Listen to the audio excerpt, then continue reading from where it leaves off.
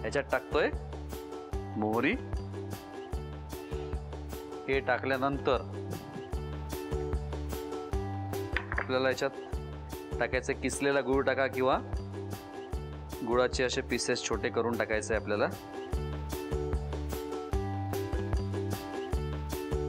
आणि थोडं मीठ, म्हणजे याला पाणी सुटेल आणि गूळ पण तो विरघळेल, त्या दृष्टीने मी हे मिक्स करून घेतोय.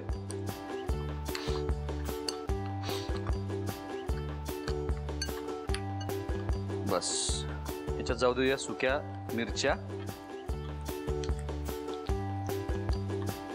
थोडं जिरे आणि सोप. इथे गॅस बंद केलेला आहे. टाकतोय हळद, तिखट आणि थोडंसं हिंग.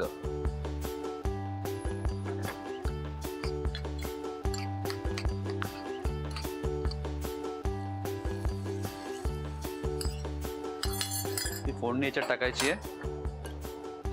आणि तुम्हाला टिकणारं लोणचं पाहिजे असेल याचं किंवा अशा पद्धतीने करायचं असेल तर कांदा न टाकता बाकीचं करायचं आहे आपल्याला याच्यामध्ये. फक्त मग ते तेल थंड करून, म्हणजे फोडणी थंड करून टाकायला लागेल आपल्याला. आणि मग आंबे, हळद आणि त्याच्यामध्ये आपल्याला कैरी टाकायची आहे असेच किसून.